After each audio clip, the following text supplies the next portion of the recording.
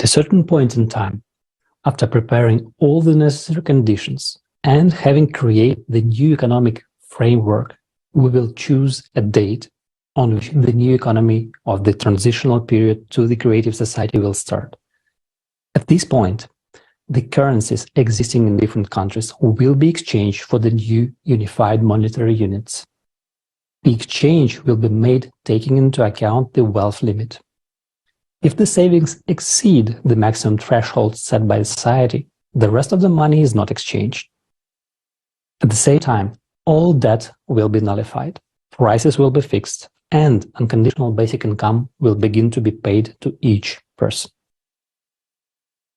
Many of you are probably wondering right now, where are we going to get the money in the new model of the economy to pay everyone an unconditional basic income of $10,000?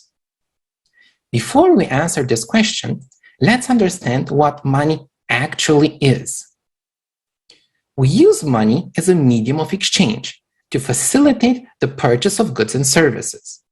It doesn't matter whether it's made of metal, paper, or it's just numbers on the screen. For centuries, gold and silver have been used as money. But as time passed, people came up with the idea of depositing their gold in a bank and getting a receipt stating that the bank owed them that amount of gold. These receipts, or banknotes, were used as money. This system was called the gold standard. But after the 1970s, the gold standard was abandoned altogether. Governments around the world decided that money would no longer be backed by gold. And now money is not backed by anything. Once the value of money was determined by gold, but now it is backed only by our trust. Money is simply an agreement. Anyway, in a world where you have to pay for everything, we depend on money. And people spend most of their lives trying to make money. And for money, we are willing to do what we are told. Whoever has the money has the power. More money, more power. In the consumer format of society, money is the key instrument of power. And this instrument has a master. So, who is the master of money today? In today's financial system, money is created by the central banks of countries, although these banks do not always belong to countries. In the United States, for example, the central bank is the Federal Reserve. But did you know that the Fed is owned by private bankers? But more interesting, over 90% of the money is created digitally by the private banking sector.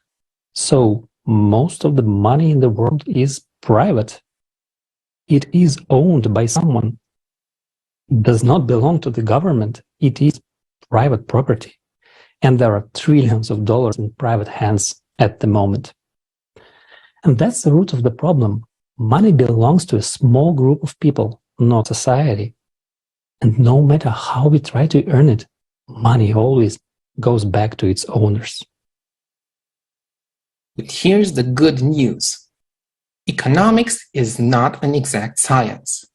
There is not a single law in economics like the law of gravity in physics. In economics, there are no axioms or postulates. Economics is simply an arrangement between people, and that means that we can change it. We're used to thinking that money belongs to someone else. It is public, international, or private.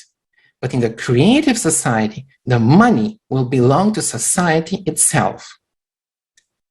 As we said earlier, there will be a single world bank that will be owned and controlled by society. The function of this bank will be to create and redistribute money for the needs of society. A new single unified monetary unit will also be created. With its introduction, other currencies will cease to exist and all savings and income will be exchanged for them. Private banks will no longer be able to create money. as there will be no more private banks. We will decide by ourselves, as a society, how much money we need to create to provide each person with an unconditional basic income, quality housing, development of medicine and education, and improvement of our lives. We can create as many trillions as we need, and they will be all ours, and they can get kept on our common account if we don't need them. The key point is that it's very important to understand that this money will not be subject to inflation, because in the economy of the creative society, prices are fixed all over the world and cannot be raised. Prices will no longer depend on the amount of money in circulation, and the value of money will be maintained. And we must understand that keeping money in circulation is a temporary necessity during the transition to the creative society. It's also crucial to understand that a creative economy is a harmonious global economic system. The economic principles we've just discussed can work only together, everywhere around the world. Only one or some of the creative economic principles will not work independently of each other. And during this transitional period, we will be able to rebuild our economy, develop and make available to everyone new technologies in energy, science, healthcare, ecology, food, and other products. This will enable us to move on to the next stage, the creative economy. This is a completely different world, a world of new, unlimited, accessible to everyone, and free energy. It is a world of new technologies for the production of good and food through the control of elementary particles. This world will no longer need money. In the creative society, each of us will be rich, confident in the future, and free to live the life each of us wants. The cornerstone of an efficient economy and a prosperous life is, of course, the availability of energy. It has become like air or water. We need it to live. But the naked truth is that today, energy is just a commodity used for making profit and increasing the power of a few who control it. The energy supply is being optimized to increase profit instead of covering for our needs. Let's watch the next video on how absurd and dangerous we have agreed to organize and manage this vital resource at the potential expense of our future.